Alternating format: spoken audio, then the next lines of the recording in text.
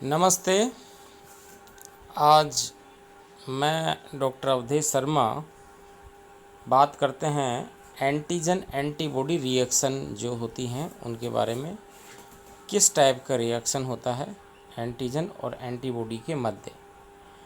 जैसा कि पहले के जो लेक्चर्स हैं उनमें मैंने बताया कि एक स्पेसिफिक जो एंटीजन है उसके अगेंस्ट में स्पेसिफिक एंटीबॉडी विशिष्ट इम्यूनोग्लोबुलिन जो है उसका निर्माण होता है बॉडी में बी लिम्फोसाइट्स के द्वारा, और वो उस एंटीजन के स्पेसिफिक जो फ्रैगमेंट होते हैं एंटीजेनिक डिटर्मिनेंट साइट होते हैं उनके ऊपर आकर के वो एंटीबॉडी बाइंड हो जाती है और बाइंड होकर के उस एंटीजन को निष्क्रिय करने का कार्य करती है या उसको न्यूट्रलाइज करना, उदासीन करना, या यूँ कहें कि उस एंटीजन को एक तरह से बांधने का कार्य करती हैं।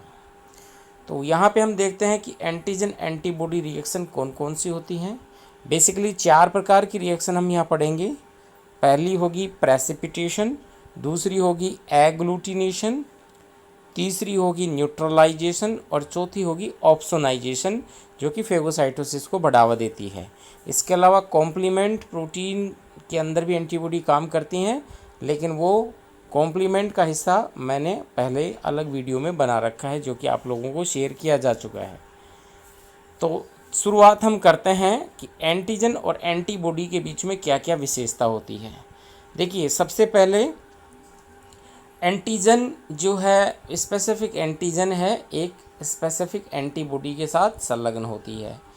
इस क्रिया में एंटीजन के पूर्ण अणु भाग लेते हैं। एंटीजन एंटीबॉडी जो रिएक्शन होती है एंटीजन के कंप्लीट अणु भाग लेते हैं, राइट।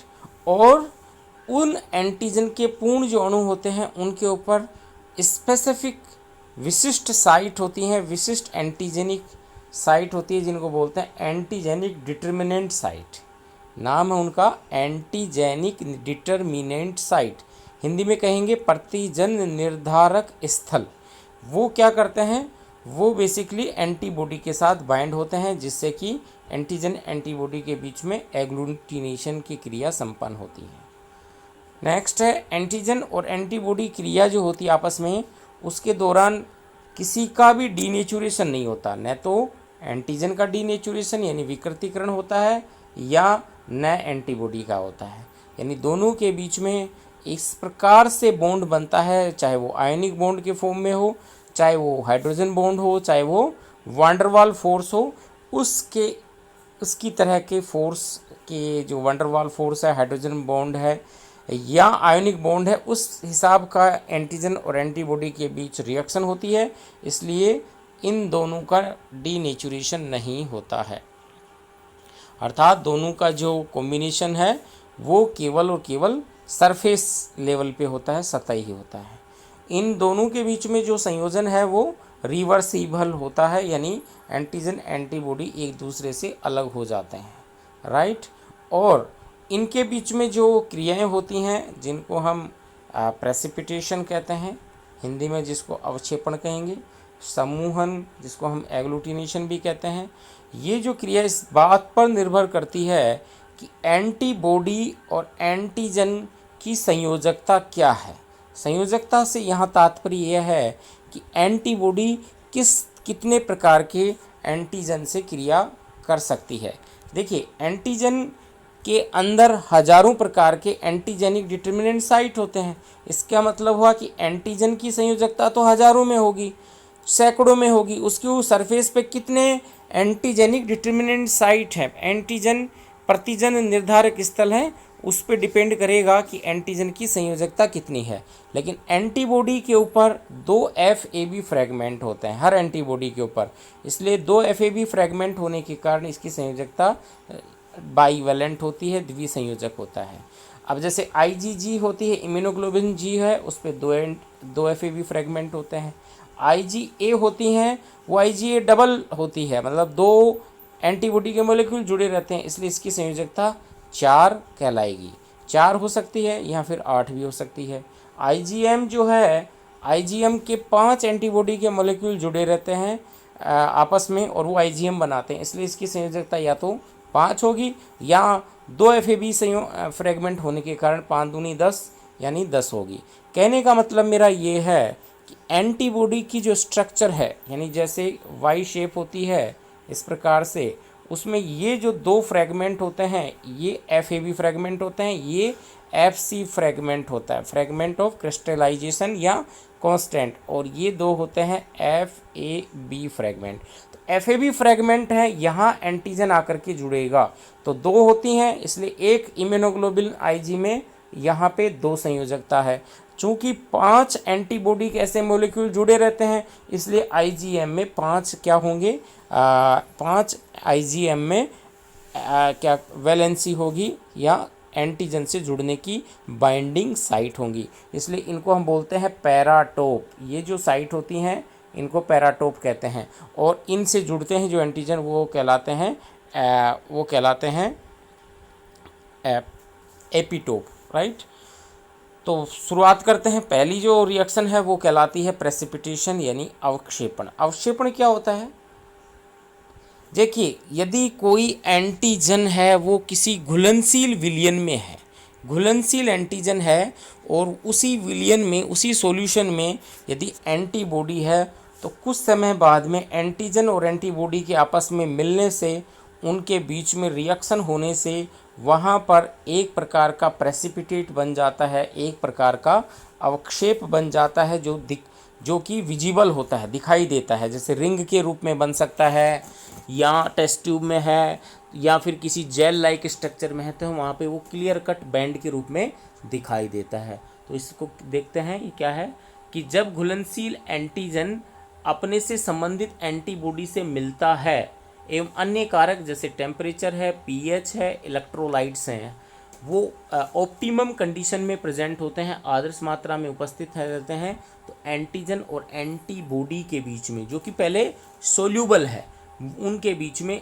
अनसोल्यूबल अघुलनशील अवक्षेप यानी एक प्रकार का सॉलिड प्रेसिपिटेट बनता है, और इस क्रिया को हम बोलते हैं प्रेसिपिटेशन, राइट। यानी दोनों के बीच में लिक्विड मीडियम में या जेल मीडियम में आपस में दोनों क्रिया करती हैं, तो वहाँ पे एक सॉलिड प्रेसिपिटेट बनता है जो कि दिखाई देता है, उसको आइसोलेट भी किया जा सकता है।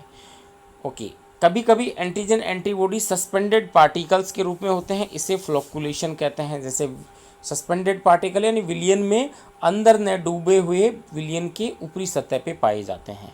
अवक्षेप बनने की क्रिया तरल माध्यम में होती है या फिर जेल माध्यम में होती है। जैसे मैंने कहा था, जेल में हो सकती है या कोई लिक्विड मीडियम में हो सकती है।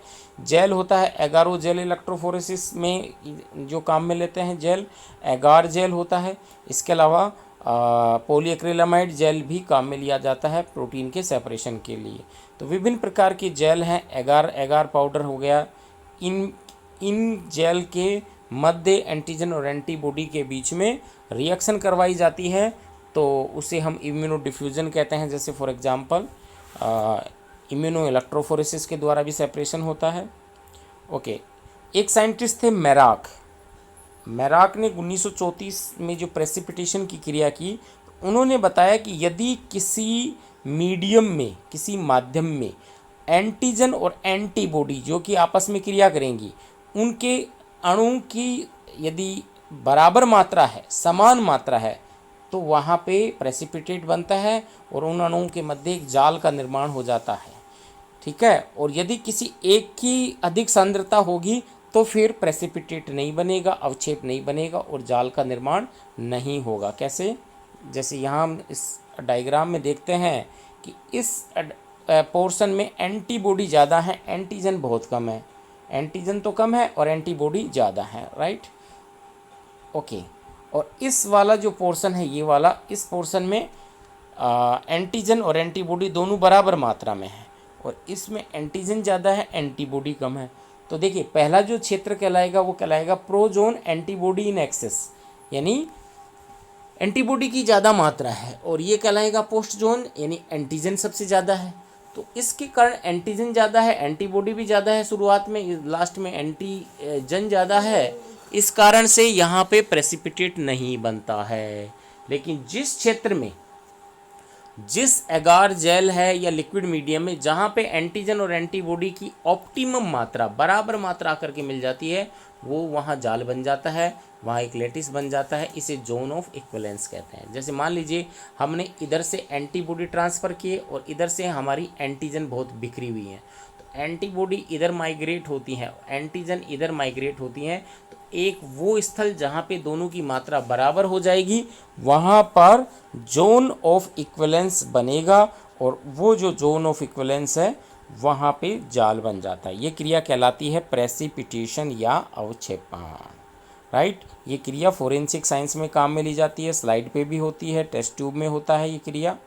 जैसे अवक्षेप क्रिया का उपयोग एंटीजन के परीक्षण के लिए किया जाता है, या संक्रमण की जो जांच के लिए फोरेंसिक साइंस में किया जाता है। स्लाइड पे होती है, टेस्ट ट्यूब में अवक्षेप बनने की क्रिया रिंग द्वारा होती है, जैसे मैंने कहा था एक छल्ला जैसी स्ट्रक्चर बन जाती है। तरल माध्यम की अपेक्षा जेल माध्यम में बना अवक्षेप अधिक स्थायी एवं स्पष्ट होता है। जो एगारो जेल है, पॉलीक्रेलेमाइड जेल है, सेलुलोज जेल है, इनके मध्य यदि एंटीजन एंटीबॉडी के बीच में यदि अवक्षेप बनता है, प्रेसिपिटेट बनता है, तो वो परमानेंट होता है, अधिक स्थायी होता है, क्योंकि तरल माध्यम में वो वापस डिजोल्व हो सकता है। और जो जेल माध्यम में जो अवक्षेप बनता है उसको बोलते हैं हम इम्यूनो डिफ्यूजन। ये मैं पहले बता चुका हूँ। एगारोज जो एगार एगार पाउडर है उसके द्वारा ये क्रिया होती है। ओके, नेक्स्ट जो क्रिया होती है वो कहलाती है एग्लूटिनेशन। एग्लूटिनेशन जिसको हम बोलते हैं स्कंदन। ये क्रिया क्या होती है? समूहन या स्कंदन, यानी जब कोई सोल्यूबल की बजाय यदि कोई particle like, cell like antigen के साथ एंटीबॉडी आपस में मिलती हैं, यानी पहले वाला जो अवक्षेपण था वो सोल्यूबल एंटीजन था, यानी घुला हुआ, किसी विलयन में घुलनशील था। लेकिन यहाँ जो एंटीजन है या तो कोई सेल होगी या कोई पार्टिकल्स होगा, लेकिन वो सोल्यूबल नहीं है, वो एक कण स्वरूप है, पार्टिकल लाइक है। वो एंटीजन यदि एंटीबॉडी के साथ क्रिया करता है, उच्च आदर्श तापक्रम है, पीएच है या इलेक्ट्रोलाइट्स है उनकी प्रेजेंस में, तो वो क्रिया, वो जो एंटीजन है वो आपस में गुच्छा बना लेते हैं, क्लम्पिंग कर लेते हैं। जैसे कि ब्लड ग्रुप में होता है, देखने को मिलता है, ब्लड ग्रुप ए में एंटी सिरा ए डालते ही उसमें आपस में क्लम्पिंग हो जाती है। यहाँ जैसे हम देखते हैं कि ये इस डायग्राम में ये जो सेल हैं ये हैं आरबीसी, और इनकी सरफेस पे ये आरएच पॉजिटिव फैक्टर है। आरएच प्रोटीन जो के लिए जिम्मेदार है वो आरएच प्रोटीन है आरबीसी की सरफेस पे, इसलिए आरबीसी की सरफेस ये पॉजिटिव है। इनके अगेंस्ट में ये एंटीबॉडी है, तो ये एंटीबॉडी इनकम्प्लीट एंटीबॉडी होती हैं, यानी ये क्या होती हैं, ये इस एंटीजन को तो ढक लेती हैं लेकिन आपस में ये एग्लूटिनेशन नहीं कर पाती, क्योंकि ये एंटीजन बहुत छोटा होता है, तो इसको ढकने के बाद में एंटीजन जो एंटीबॉडी है वो आपस में क्रिया नहीं करती। लेकिन इन इनकम्प्लीट एंटीजन के अगेंस्ट में यदि हम अगेन दोबारा से सेकेंडरी एंटीबॉडी या जिनको एग्लूटिनेशन कहते हैं वो करते हैं, इनके अगेंस्ट में बनाते हैं, इन्हीं के अगेंस्ट में, तो वो आपस में चिपक जाएंगी। जैसे ये बनाई एडिंग एंटीबॉडी सीरम, इसको बोलेंगे एंटी ग्लोबुलिन सीरम, ये सेकंड वाली। ये बनाने पे ये क्या करती हैं, इन सेल्स को आपस में ढक लेती हैं, यानी इन सेल्स के ऊपर एंटीजन है, एंटीजन के ऊपर इनकम्प्लीट एंटीबॉडी है, और ये इनकम्प्लीट एंटीबॉडी आपस में कंप्लीट एंटीबॉडी जो बनाई गई है, जो कि एक एंटी ग्लोबुलिन है, उसके द्वारा बनती हैं एंटीबॉडी के अगेंस्ट में सीरम में बनने वाली एंटीबॉडी, तो वो कहलाती हैं एंटी ग्लोबुलिन। तो वो यदि बन जाती हैं कंप्लीट एंटीबॉडी, तो आरबीसी का क्या हो जाता है, क्लम्पिंग हो जाता है। ये ब्लड टेस्ट होता है जो कि आरएच टेस्ट कहलाता है। आरएच पॉजिटिव है या नेगेटिव, इसे कुंभ टेस्ट भी कहते हैं, कुंभ नामक साइंटिस्ट ने इसको बताया था। तो ये क्रिया कहलाती है एग्लूटिनेशन, राइट। ओके, एग्लूटिनेशन में क्या क्या होता है, प्रेसिपिटेशन की बजाय ये क्रिया अधिक संवेदनशील होती है। ये क्रिया सूक्ष्मदर्शी के द्वारा कोशिकाओं के मध्य स्पष्ट देखी जा सकती है। रक्त समूह की जांच हेतु इस क्रिया की सहायता से लेते हैं। जैसे ए ब्लड ग्रुप की आरबीसी को एंटी ए सीरम में रखने पे एग्लूटिनेशन की क्रिया होती है। बी ब्लड ग्रुप की आरबीसी को एंटी बी सीरम में रखने पे प्रेसिपिटेशन की क्रिया होगी। ये क्रिया बैक्टीरिया के द्वारा भी की जाती है। जैसे टाइफाइड की जांच के लिए विडाल परीक्षण, ब्रुसोलिस की जांच के लिए ब्रुसेला परीक्षण, रेक्टियोसिस हेतु वेल परीक्षण, ये सारे इसी आधार पे किए जाते हैं। तो इसे हम कुम टेस्ट भी द्वारा कहते हैं, जो कि RH blood group RH positive है या नेगेटिव है। तीसरी जो क्रिया कहलाती है वो कहलाती है न्यूट्रलाइजेशन। कुछ एंटीबॉडी जो विशिष्ट एंटीजन जैसे वायरस कैप्सिड से क्रिया करती हैं, ये वायरस को होस्ट की सेल्स पे संलग्न नहीं हो देती। ऐसी एंटीबॉडीज़ को न्यूट्रलाइज एंटीबॉडीज़ कहलाती हैं। यानी कुछ एंटीबॉडीज़ हैं, जैसे मान लीजिए ये एक वायरस है, इसके सरफेस पे इस प्रकार ये एंटीजन लगा हुआ है, तो एंटीबॉडी आएगी और इस पे आकर के इसकी सरफेस पे चिपक जाएगी और इसकी सरफेस पे चिपक करके इसको न्यूट्रलाइज कर देगी। यानी ताकि एंटीजन के जो ये प्रोटीन है सेल के साथ क्रिया न करके और सेल में इंटर नहीं होने देती हैं, होस्ट की सेल में ही घुसने नहीं देती है। जैसे अभी कोरोना वायरस है, उसकी जो स्पाइक प्रोटीन है, उस स्पाइक प्रोटीन के अगेंस्ट में यदि कोई एंटीबॉडी आकर के चिपक जाएगी तो वो जो कोरोना वायरस है फिर स्वस्थ सेल के अंदर एंटर नहीं हो पाएगा और उस सेल को नहीं मार पाएगा।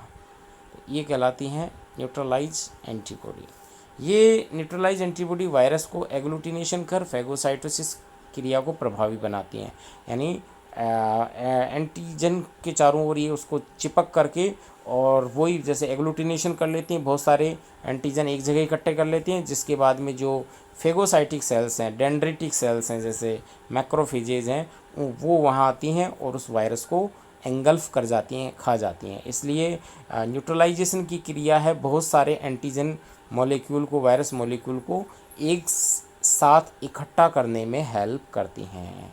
इसके अलावा जो टॉक्सिन सब्सटेंस होते हैं बैक्टीरिया के द्वारा, वायरस के द्वारा, उसको भी निष्क्रिय करने का कार्य करती हैं। तो इस प्रकार ये क्रिया कहलाती है न्यूट्रलाइजेशन। चौथी क्रिया है ऑप्सोनाइजेशन। ऑप्सिनेशन कहते हैं या इसको ऑप्सोनाइजेशन कहते हैं, दोनों एक ही वर्ड है, ऑप्सोनाइजेशन या ऑप्सिनेशन। ये क्या होता है? देखिए, कुछ एंटीबॉडीज जो कि बैक्टीरिया की सरफेस पे चिपक जाती हैं, वायरस की सरफेस पे चिपक जाती हैं और फेगोसाइटोसिस की क्रिया को उद्दीपित करती हैं, जैसा कि अभी पहले बताया। ऐसी एंटीबॉडी को ऑप्सोनिन कहते हैं। ऑप्सोनिन का मतलब होता है ढकना, कवर करना। तो किसी एंटीजन की सरफेस को यदि कोई एंटीबॉडी आकर के ढक लेती है, कवर कर लेती है, ऐसी एंटीबॉडी को ऑप्सोनिन कहते हैं। और ये ऑप्सोनिन जो है ये के कारण FAV जो फ्रेगमेंट होता है एंटीबॉडी का, वो तो एंटीजन के साथ चिपक जाता है और FC फ्रेगमेंट वो फ्री रहता है। वो FC फ्रेगमेंट जो फेगोसाइटिक सेल्स हैं, डेंड्रिटिक सेल्स हैं, मैक्रोफेजेज हैं, वो उनके रिसेप्टर से चिपक करके और वो सेल्स उसको क्या कर जाती हैं, एंगल्फ कर जाती हैं, खा जाती हैं। इसलिए एंटीबॉडीज़ क्या करती हैं, फेगोसाइटोसिस क्रिया को बढ़ाती हैं ताकि शरीर में प्रवेश करने वाला बैक्टीरिया या वायरस है वो तुरंत ख़त्म हो जाए और उसको फेगोसाइटिस को बढ़ाने के लिए ऑप्सोनिन की क्रिया होती है, यानी विशिष्ट एंटीबॉडी आकर के उस पर चिपक जाती हैं। तो ये क्रिया कहलाती है फेगोसाइटोसिस। जैसा कि इसमें लिख रखा है, इसके लिए फेगोसाइट पे एक रिसेप्टर साइट होती है। कोई भी माइक्रो ऑर्गेनिज्म फेगोसाइटोसिस का प्रतिरोध करते हैं, जैसे कोई बैक्टीरिया है, वायरस है, ये जल्दी से जो मैक्रोफेजेज हैं या डेंड्रिटिक सेल्स हैं या नेचुरल किलर सेल हैं, इनको खा नहीं सकती। तो क्या होता है, इसके लिए एंटीबॉडीज़ जो होती हैं वो हेल्प करती हैं। वो बैक्टीरिया के कैप्सूल पे जो पाई जाने वाली प्रोटीन से क्रिया करती है और क्रिया करके उसको ढक लेती हैं पूरे बैक्टीरिया को, और सारे बैक्टीरिया को आपस में मिला लेती हैं, ऑप्सोनिन कर लेती हैं और उससे फेगोसाइटोसिस आसानी से संपन्न हो जाता है। नेक्स्ट जो क्रिया है वो कहलाती है कॉम्प्लीमेंट सिस्टम। ये जैसा कि मैंने पढ़ा दिया, इसमें कॉम्प्लीमेंट में विशिष्ट प्रकार की प्रोटीन होती हैं जो कि एंटीबॉडी की प्रेजेंस में बैक्टीरिया की सरफेस पे चिपक जाती हैं, उसकी जो सेल वाल है उस पर चिपक करके और उस बैक्टीरिया को ख़त्म करने में हेल्प करती हैं, उसके अंदर पोरोसिटी क्रिएट करती हैं। इसके अलग अलग पाथवे हैं, जैसे प्रोटीन होती हैं C1 से C9 तक, इनको हम कॉम्प्लीमेंट प्रोटीन कहते हैं। तो एक क्लासिकल पाथवे होता है, एक जो है अल्टरनेटिव पाथवे होता है और एक होता है MBM पाथवे। तीनों के मैंने वीडियो बना रखे हैं, तो आप जाकर के आसानी से देख सकते हैं। तो ये था हमारा टॉपिक बेसिकली जो कि मैंने जैसे बताया कि फेगोसाइटोसिस है, इसके अलावा ऑप्सोनाइजेशन है, न्यूट्रलाइजेशन है और अवक्षेपण है, प्रेसिपिटेशन और एग्लूटिनेशन यानी स्कंदन है। तो ये 4 क्रिया एंटीजन और एंटीबॉडी के मध्य होती हैं और इस एंटीजन एंटीबॉडी के मध्य होने के कारण ये बैक्टीरिया को ख़त्म करती हैं। जैसे फेगोसाइटोसिस क्या होता है, ये दोबारा से बता देता हूँ मैं। Phagocytosis macrophages cell lymph nodes और स्प्लीन में बनती हैं, लिम्फ नोड्स में बनती हैं, स्प्लीन में बनती हैं। ब्लड के साथ शरीर के विभिन्न भागों में चक्कर लगाती रहती है, ब्लड में घूमती रहती हैं। शरीर में एंटीजन के प्रवेश करने के कुछ मिनटों में ही इनमें सक्रियता देखी जाती है। मैक्रोफेज सेल्स एंटीजन के निकट आती हैं, इसकी सेल्स सेल मेम्ब्रेन एंटीजन के संपर्क में आती है, एंटीजन को घेरते हुए एक छोटी सी वेसिकल बना लेती है और उस वेसिकल को पिनोसाइटोसिस या फेगोसाइटोसिस की क्रिया द्वारा ये मैक्रोफेजेज है वो निगल लेते हैं, राइट, ओके, निगल लेते हैं। ये मैक्रोफेजेज के अंदर जो लाइसोसोम होते हैं, जिनको हम प्रोटोलाइसोसोम कहते हैं, प्राइमरी लाइसोसोम कहते हैं, ये उस जो फेगोसोम होता है उसके साथ चिपक जाते हैं और वो चिपक करके फेगोसोम के अंदर अपने जो लाइटिक एंजाइम हैं, जो हाइड्रोलाइटिक एंजाइम्स हैं, वो सारे उड़ेल देते हैं और उसमें जो बैक्टीरिया वायरस है वो वहाँ पे किल हो जाता है, राइट। तो ये क्रिया होती है बेसिकली फेगोसाइटोसिस के द्वारा और अंत में जो अपचित भाग है उसको एक्जोसाइटोसिस के द्वारा बाहर की ओर निकाल दिया जाता है। तो ये भी एक क्रिया है मैक्रोफेजेज में ये होती है। और जो उस एंटीजन और एंटीबॉडी के उस एंटीजन के जो विशिष्ट प्रकार के एंटीजेनिक डिटर्मिनेंट साइट होती हैं, विशिष्ट प्रकार के प्रोटीन होते हैं, उनको फिर क्या होता है, ये मैक्रोफेजेज की जो विशिष्ट प्रोटीन है जिनको हम MSC प्रोटीन कहते हैं, वो MSC प्रोटीन के ऊपर उनको प्रेजेंट कर दिया जाता है। ये MSC प्रोटीन उस मैक्रोफेजेज की सरफेस के बाहर की ओर प्रेजेंट कर देते हैं उस एंटीजन को, ताकि कि टी हेल्पर सेल्स उसको देख करके एक्टिवेट हो सके और जो इम्यून सिस्टम जो एक्वायर्ड इम्यूनिटी होती है, जो इम्यून सिस्टम का सेकंड पार्ट होता है जिसके अंदर T और B लिम्फोसाइट्स काम करते हैं, वो क्या हो सकें, उत्तेजित हो सकें। तो ये था हमारा टॉपिक जो कि एंटीजन एंटीबॉडी रिएक्शन कहलाता है।